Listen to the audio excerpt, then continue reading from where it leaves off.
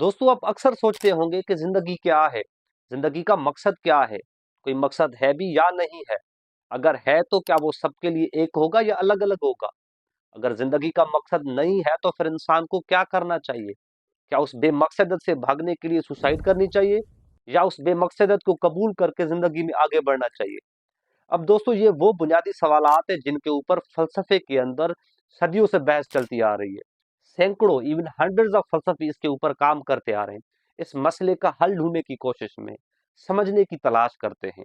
उसी तसलसल की कड़ी में दोस्तों एक फ्रेंच फिलोसोफर है, अल्बर्ट कामू।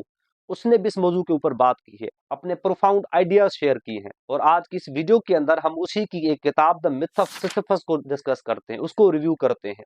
लेकिन before I move ahead, I would request you all to please subscribe my channel ताकि इस तरह की फिलोसफी इनरिच्ड वीडियो आप तक पहुंचती रहे। अब अल्बर्ट कामो दोस्तों 20वीं सदी के एक फ्रेंच अल्जेरियन राइटर हैं, एक फलसफी हैं, जिसकी पैदाइश 1913 में होती है और 1960 में एक एक्सीडेंट में उसकी मौत आ जाती है। अल्बर्ट कामो को 20वीं सदी का एक इंटेलेक्चुअल तस्वर किया जाता है, टॉप इंटेलेक्चुअल सर्कल में उसको प्लेस किया जाता है, बिकॉज उसका एक फलसफे के अंदर एक अहम कंट्रीब्यूशन है। अल्बर्ट काम्यो को इसलिए भी जाना जाता है दोस्तों क्योंकि उसने वो पहला फलसफी था जिसने वजूदियत यानी एग्जिस्टेंशियलिस्ट फिलोसफी को एक अलग रुख दिया। उसके अंदर एक नया आइडिया मुतारफ कराया, नए थीम को इंट्रोड्यूस करवाया। एग्जिस्टेंशियलिस्ट फिलोसफी में पहले मुख्तलिफ थीम्स मौजूद थे, जिस तरह से एलिनिएशन थी, गिल्ट थी। उसके साथ उसने एक नया रुख, नया थीम मुतारफ कराया जिसको उसने एब्सर्डिज्म का नाम दिया।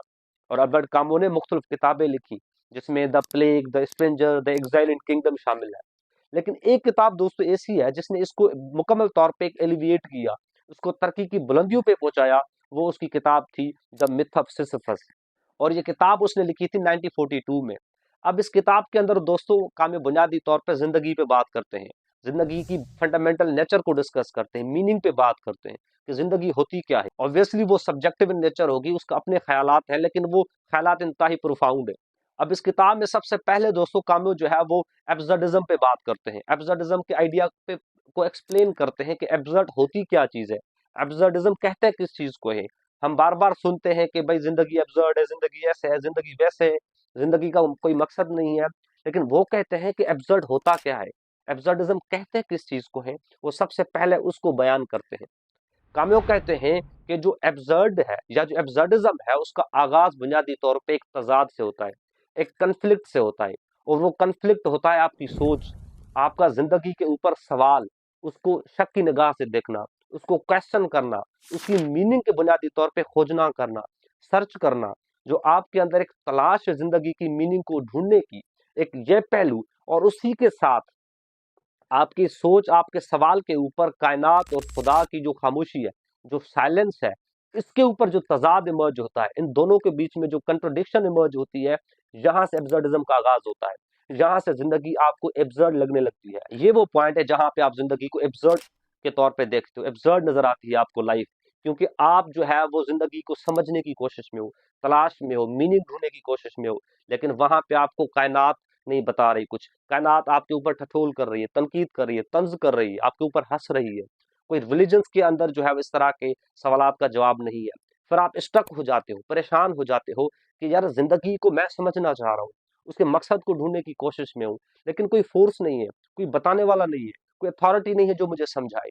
तो ये काम वो कहते हैं कि एब्सर्डिज्म का आगाज बुनियादी तौर पर इस तजाद से होता है कि आप जिंदगी को समझना चाहते हो, उसकी मीनिंग के ऊपर सवाल करते हो, क्वेश्चन करते हो, तलाश करते हो, लेकिन उसके ऊपर कायनात और रिलीजन जो है वो खामोश होते हैं। इवन फलसफी भी कुछ कुछ हद तक खामोश होते हैं। अब काम्यो कहते हैं कि लाइफ भी एब्सर्ड है, जिंदगी भी एब्सर्ड है। जिंदगी की बजाते खुद की ऑब्वियसली कोई मीनिंग नहीं है।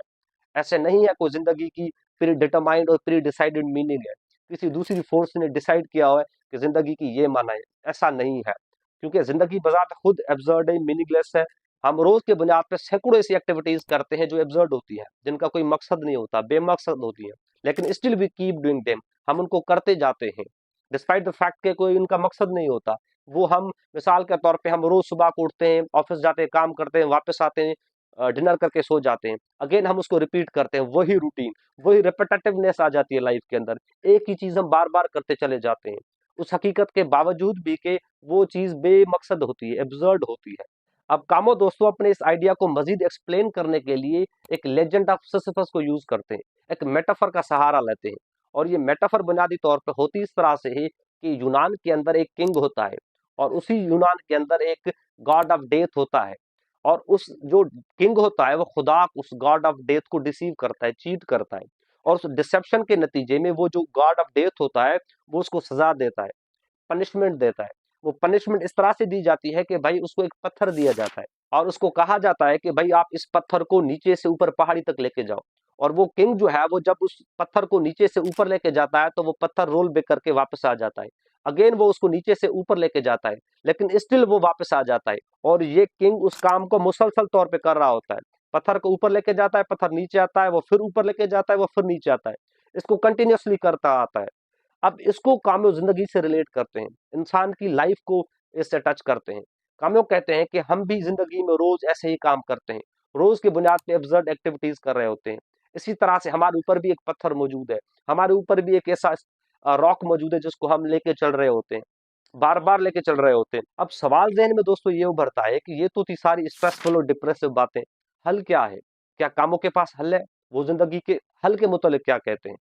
अब कामयाब दोस्तों कहते हैं कि जब आपको पता चल गया, आपको फेमिलियरिटी हो गई कि भाई जिंदगी एब्सर्ड है, जिंदगी बेमकसद है, इसका कोई मकसद नहीं है, तो फिर इंसान दो चीजें करता है। या तो वो फिजिकल सुसाइड करता है यानी खुदकशी करता है, अपनी जिंदगी के इस एब्सर्डिटी से बचने के लिए, बेमकसद से जान छुड़ाने के लिए वो खुदकशी कर देता है, अपनी जान छुड़ा देता है। दूसरा एक्ट वो करता है फिलोसॉफिकल सुसाइड, और इसके मुतालिक कामों कहता है कि this is very serious question and this is what we need to talk about. इसके मुतालिक हमें बात करनी चाहिए, क्योंकि फिलोसॉफिकल सुसाइड से उसकी मुराद ये है कि भाई आप जिंदगी की एब्सर्डिटी से भागने के लिए फिर आप शेल्टर मांगते हो, आप इल्यूजन्स में रहने लगते हो, आप मुख्तलिफ किस्म की मोरालिटी, इल्यूजन्स, डिल्यूजन्स और डिवाइन अथॉरिटीज के जो है वो क्रिएट करने लगते हो, हायर और सुपर नेचुरल एक बॉडी बनाते हो, आप उस पे मानने लगते हो, ब्लाइंडली उसको फॉलो करने का आगाज करते हो। अब ये दोनों चीजें ऐसी हैं जिसको काम्यो बुनियादी तौर पे नफी करता है। सबसे पहले काम्यो जो है वो सुसाइड को रिजेक्ट करता है। काम्यो कहता है कि suicide is not a solution, खुदकशी सोल्यूशन नहीं है। आप जिंदगी की एब्सर्डिटी से भागने के लिए दूसरा एब्सर्ड एक्ट कर रहे हो, क्योंकि suicide itself is an absurd act. आप मीनिंगलेसनेस से जान छुड़ाने के लिए एक मीनिंगलेसनेस में जा रहे हो, दूसरी मीनिंगलेसनेस में जा रहे हो। आपको पता नहीं है कि लाइफ तो एब्सर्ड है, इट इज ट्रू कि हम मानते हैं कि जिंदगी एब्सर्ड है। What if death is absurd? जिंदगी भी तो एब्सर्ड है, लेकिन क्या होगा कि मौत भी एब्सर्ड हो? कुछ भी नहीं पता।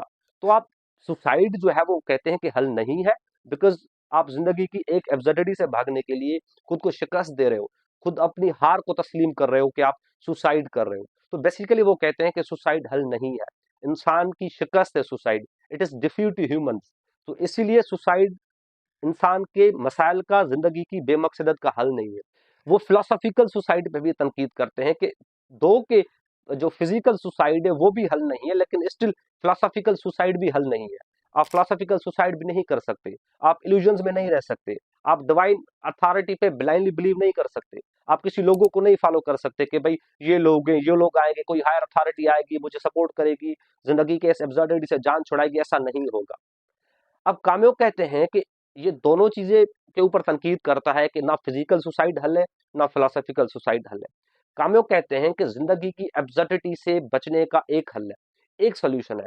वो हल है कि आप उसकी एब्सर्डिटी को कबूल करो, acceptance of absurdity of life, जिंदगी की मीनिंगलेसनेस को कबूल करो। मुकम्मल एक्नॉलेजमेंट जो है जिंदगी की, वो आपको मीनिंग देगी, आपको मकसद देगी। तो सबसे पहले आप उसको कबूल करो, और ना सिर्फ कबूल करो, अहम बात यहाँ पे ये है दोस्तों, कामों कहते हैं कि उसको कबूल करने के साथ साथ आप अपनी मीनिंग क्रिएट करो, अपना मकसद बनाओ, अपने पर्सनल और सब्जेक्टिव एक्सपीरियंसेस के बेस पे जिंदगी को शेप करो, जिंदगी को एक नया रुख दो, एक नया मकसद क्रिएट करो।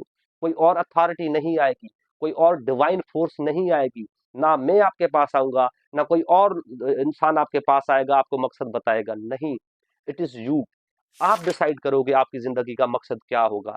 आपने छोटी छोटी चीजों के अंदर मकसद क्रिएट करना है, टाइनी किस्म की जो चीजें होती हैं, बातें होती हैं, एक्टिविटीज होती हैं, उनके अंदर आपको मकसद क्रिएट करना होगा। आप क्रिएट करोगे, कोई और फोर्स नहीं आएगी। वो कहते हैं कि आप रिवॉल्ट करो। रिवॉल्ट किस चीज के खिलाफ करो? इस लाइफ की एब्सर्डिटी के खिलाफ रिवॉल्ट करो, जंग करो, अपनी फ्रीडम को यूज करो, पैशन क्रिएट करो। क्योंकि आप जब सुसाइड करोगे तो फिर आपका रिवॉल्ट नहीं होगा, बल्कि आपकी डिफीट होगी। आप मार खा जाओगे, आपकी शिकस्त होगी। उस शिकस्त को खत्म करने के लिए, इस एब्सर्डिटी को खत्म करने के लिए अपनी मीनिंग क्रिएट करो, अपना मकसद बनाओ। This is the only way forward humans can have in understanding human life. आप जिंदगी को समझने के लिए एक ही हल है, काम्यो कहते हैं कि आप जिंदगी की एब्सर्डिटी को कबूल करो, कबूल करें, अपनी जिंदगी को आगे बढ़ाओ, अपना मकसद क्रिएट करें, अपनी मीनिंग देकर जिंदगी को जियो और जिंदगी का एडवेंचर क्रिएट करो।